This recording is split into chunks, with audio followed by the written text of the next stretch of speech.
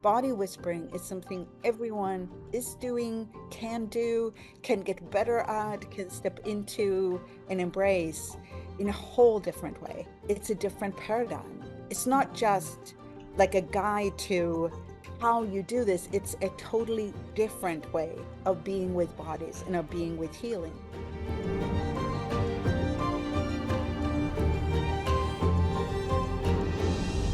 So Dane has always worked with bodies. I mean, he's a chiropractor, a network chiropractor from the beginning. And in when he started Access, a lot of the work he was doing was sessions, and he developed his own energetic modality called the energetic synthesis of being. And he was working on people both individual session, he was working on group sessions, and then he started to also um, work in classes and facilitate the energetic synthesis of being classes.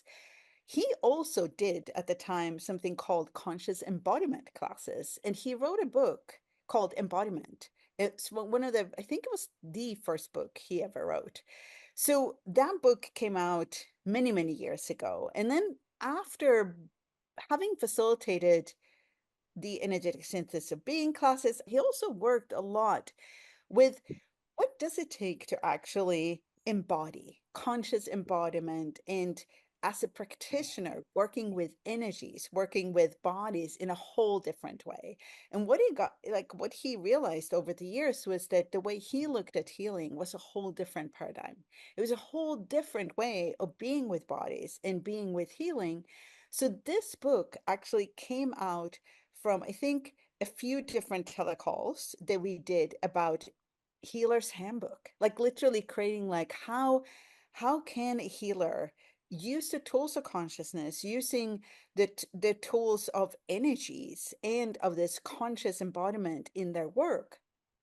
And then while working with the book from the beginning was really meant mainly for practitioners. It was meant to be for people that in some way was working with bodies. But as we worked with the book, we realized that every single person works with bodies, because every single person has a body and every single person is surrounded by bodies. And we actually all work on bodies, both our own and the people around us, all the time, whether we know it or not. We relate to bodies all the time. We read about bodies and choose what we're going to do next. We give people advice about bodies. We are all body workers one way or another. So parts of this book is more like directed towards in healing practitioner, like how do you get paid and things like that. And other parts are relevant to every single person who has a body. So that it really went from taking the classes he had been doing around this topic and moving them into the book form, and within those conversations, the discussions, the writing, we realized that this is for everyone. Body whispering is something everyone is doing, can do, can get better at, can step into and embrace in a whole different way. And for me, the most exciting part of this book was to really start to discover it's a different paradigm. It's not just like a guide to how you do this, it's a totally different way of being with bodies and of being with healing. In the beginning of the book, we write that you may think you found this book, but it's really your body that found this book. And I think it's so true that this book is really our bodies communicating with us through the book that's been written, by Dane. So fear and pain are two things that often pulls us back into functioning from whatever we've been entrained functioning from, right? So because fear and pain seems so real. Fear and pain are two things that we we kind of like think they're so heavy they must be real.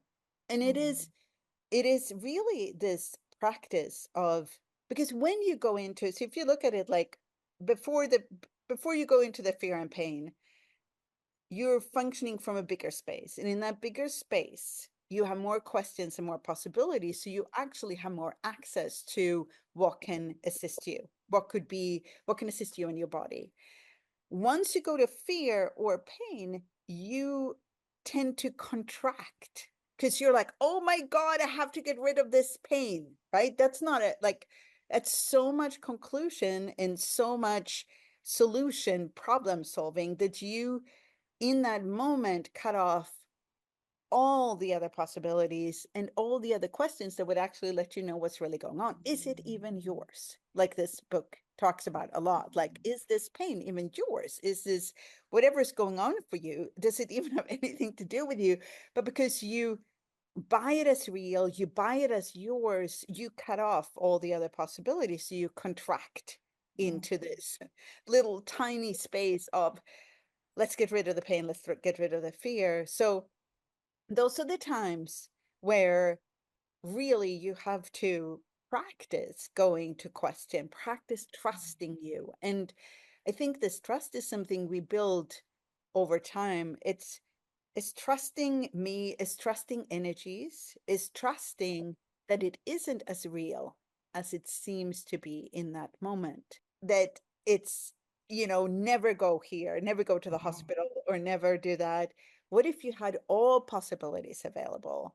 Um, and and the trick is not to go into that automatic setting that pulls you somewhere because that feels like the safer, the more comfortable, the more real, the more heavy one. And instead, like take a breath and look at, okay, what is this? What is this really?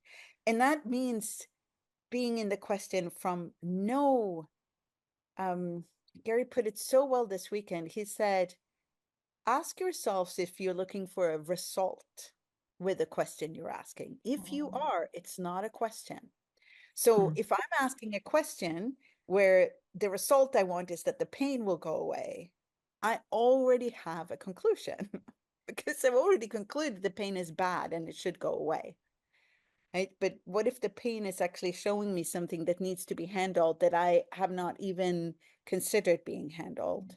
So yeah, so for me, um, the thing with growing up in a very scientific home and kind of like slowly entering this world of energies, of questions, of um, contributing, of asking your body, of actually communicating with your body has opened up.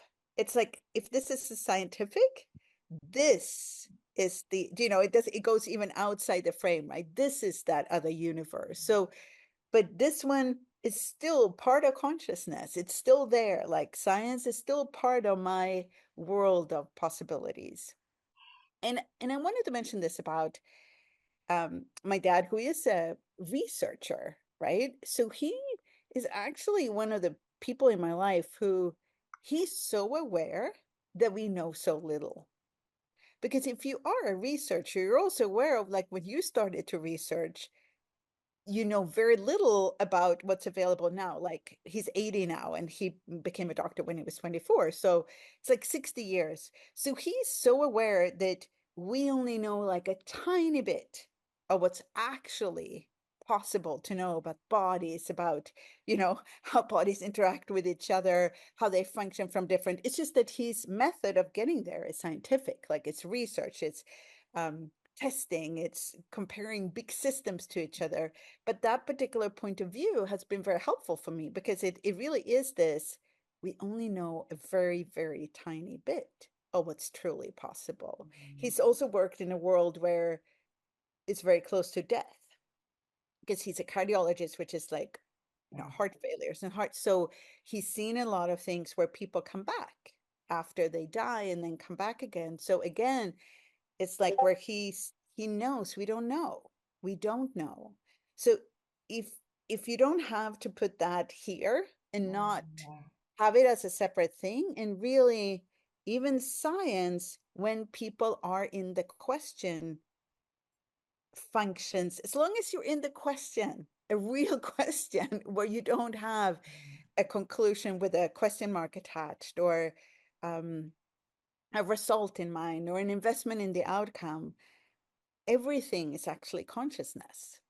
There is a part of the book that is about chaos and order, and how healing, we think healing would occur from order, when everything is in its place in the body, then everything is good. And but really healing healing occurs from chaos, and order is when order really creates disease because it solidifies things into not moving. If we look at what we talked about before, that bodies are always changing and moving and moving and changing.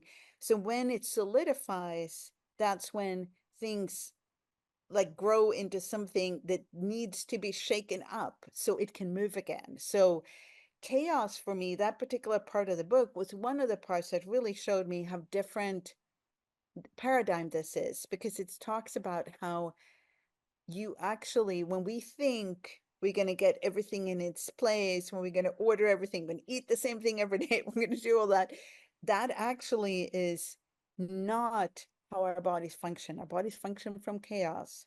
We've been trained and trained and trained to think that, I think even we say that small children, it takes a few years before they are empathic. Like it's like when kids are really small, they don't understand if they hit somebody with something else, it actually hurts. So empathy, sympathy, what was the last thing they mentioned? Empathy, Devotion. Devotion. devotion. Like all of these things have become morally superior to, whatever else. Like you're supposed to have that. Now, but if you look at what really, like there's something that Gary describes a difference between being nice and being kind. And I think it kind of helps with this one too. So at least once, he probably wouldn't explain it like this anymore. But anyway, at one point he explained it like this. So nice is when you want everybody to feel good. You don't want to rock the boat. You just want people to feel good. And kind is when you're willing to perceive what they actually require and deliver that. That means that sometimes what they require may be you saying no. It's clear, like when you have teenager, for example, it may be easier to always say yes to everything they ask, right? Yes, I can buy liquor so you can go out and get really drunk with your friends. Like that maybe seem like easier and nicer in one way, but it's definitely not kind. It's not kind for the future. It's not the willingness to see the whole thing. And one of the things about empathy, sympathy, and devotion, the one I forget, is that to do that, you actually have to judge whatever is going on as good or bad, and then you provide the solution. You take their pain away, for example, which means that they don't have to ask questions. They don't have to step in to the power of their choice because you're doing it for them. And I don't mean you, I just mean in general, obviously. So there is I mean, even in religion, like I think it's Jesus who says, don't give people a fish, teach them how to fish. And what this really is about is showing people that they have the capacity to ask a question, they have the capacity to communicate with their body and find out what's required, what their body requires. And their body may require a healer, right?